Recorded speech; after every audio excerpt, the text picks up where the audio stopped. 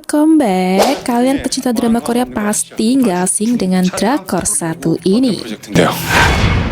Yes, drama Korea Business Proposal.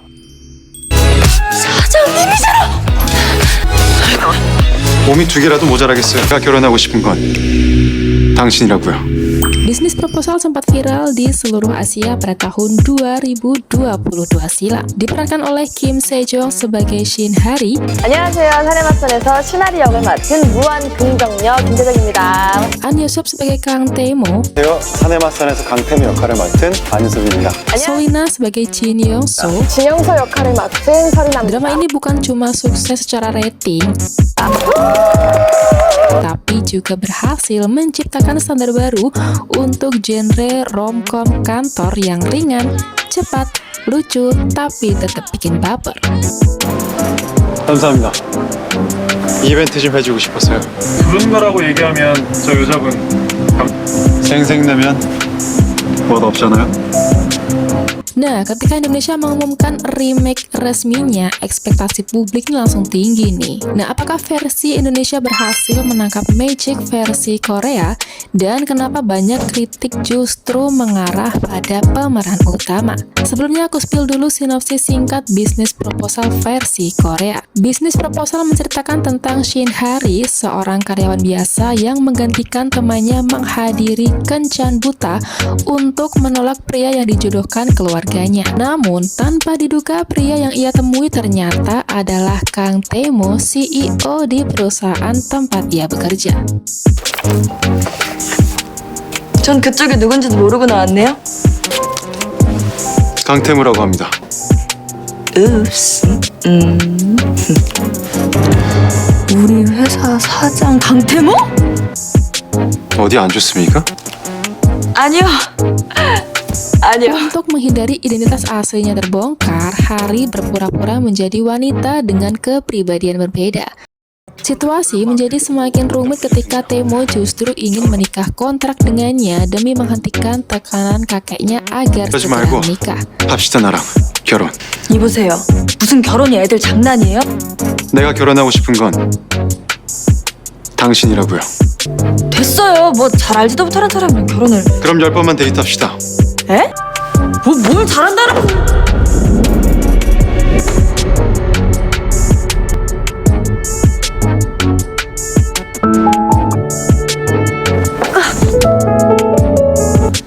전 그쪽이랑 결혼 생각도 없고, 그러니까 두 번 다시 얼굴 볼 일 없었으면 좋겠네요. Drama ini menggabungkan komedi romantis, kehidupan kantor, dan kisah cinta antara bos dan karyawan yang berkembang dari hubungan pura-pura menjadi cinta sesungguhnya.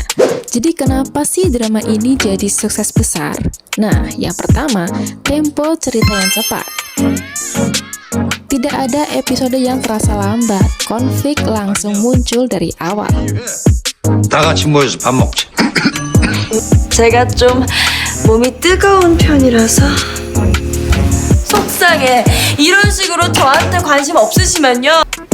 네, 바로 본론으로 들어가자고. Yang kedua adalah chemistry yang natural. Interaksi Tae-mo dan Hari terasa spontan, bukan dipaksakan. 오래 기다렸어? 반갑습니다. 하리 씨 남자친구 강태무라고 합니다. Yang ketiga adalah tone komedi yang konsisten. Humor visual, dialog, hingga ekspresi aktor semuanya ini sinkron ya.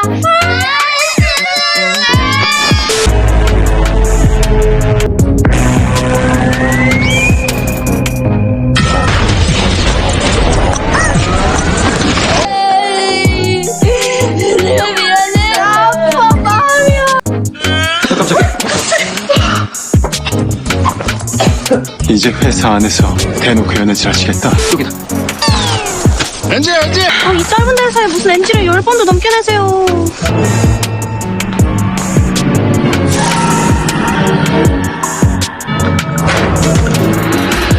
Yang keempat adalah karakter CEO yang cold but charming nih.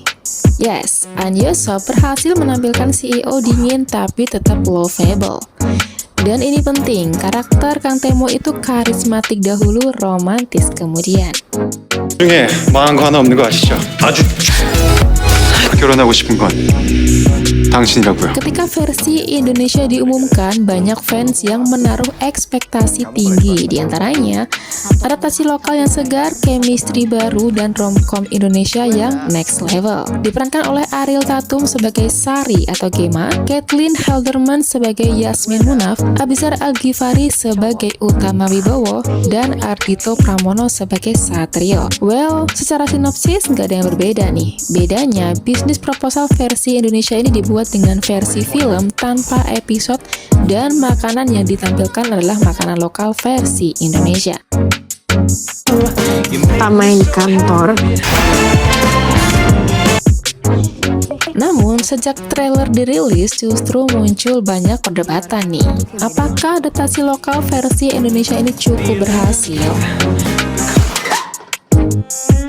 Ya, banyak scene yang mengadaptasi kebudayaan lokal Indonesia, yakni terkait pekerjaan dan menu makanan yang ditampilkan.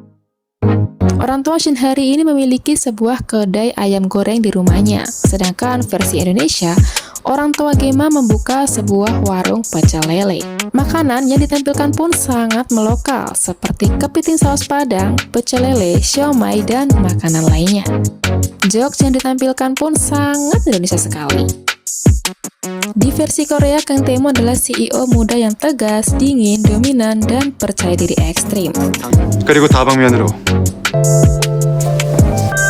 잘합니다. 뭘 Cara ini langsung terasa bahkan sebelum dia bicara. Sekarang, kita masuk ke pembahasan paling ramai. Abizar Al-Ghifari sebagai pemeran utama versi Indonesia. Yang pertama, karisma CEO yang ditampilkan oleh Abizar ini tuh kurang terbangun ya. Masalah utamanya bukan akting yang buruk, melainkan adalah mismatch karakter. CEO dalam bisnis proposal harus memberikan kesan yang intimidating, high status, dan emotionally control.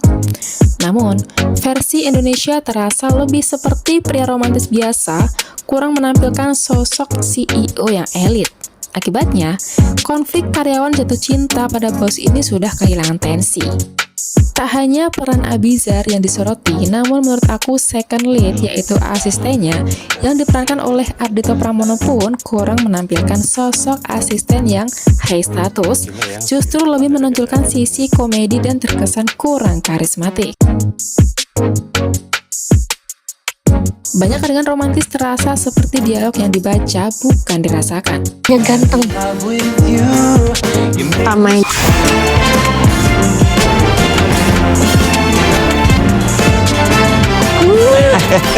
Nah, menariknya, banyak penonton termasuk aku nih justru lebih menikmati karakter second lead-nya, yaitu yang diperankan oleh Caitlin.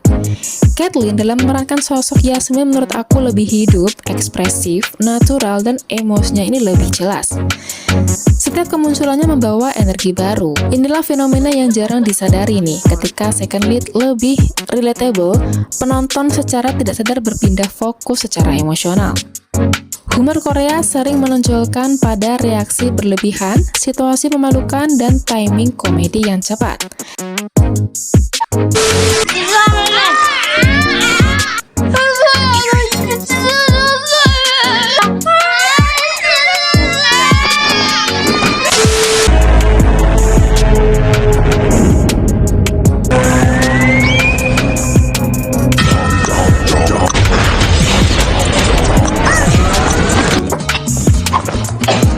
이제 회사 안에서 희조새를 닮았습니까?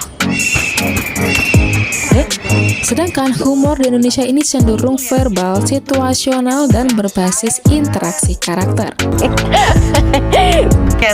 Itu kan spionnya Mbak. Saat proyek remake Indonesia dari bisnis proposal diumumkan, perhatian publik langsung tertuju pada pemeran utama laki-laki, yaitu Abizar Al-Ghifari. Kontroversi muncul bukan karena akting terlebih dahulu, tetapi karena pernyataannya dalam wawancara media. Dalam beberapa sesi promosi dan wawancara awal, Abizar menyampaikan bahwa ia tidak menonton versi drama Korea secara penuh sebelum syuting. Dia memilih membangun karakter berdasarkan interpretasi sendiri serta arahan sutradara. Pernyataan ini kemudian viral di media sosial. Sebagai kutipan yang beredar membuat publik menangkap kesan bahwa ia tidak merasa perlu mempelajari versi asli dan terlihat santai atau cuek terhadap karya sebelumnya. Jadi menurut aku, bisnis proposal versi Indonesia ini bukan perihal soal akting yang buruk, melainkan perihal pencarian aktor dan aktris yang kurang cocok dan kurang menampilkan karakter sesuai ekspektasi para penonton. Jadi gimana nih menurut kalian? Coba komen di bawah, oke?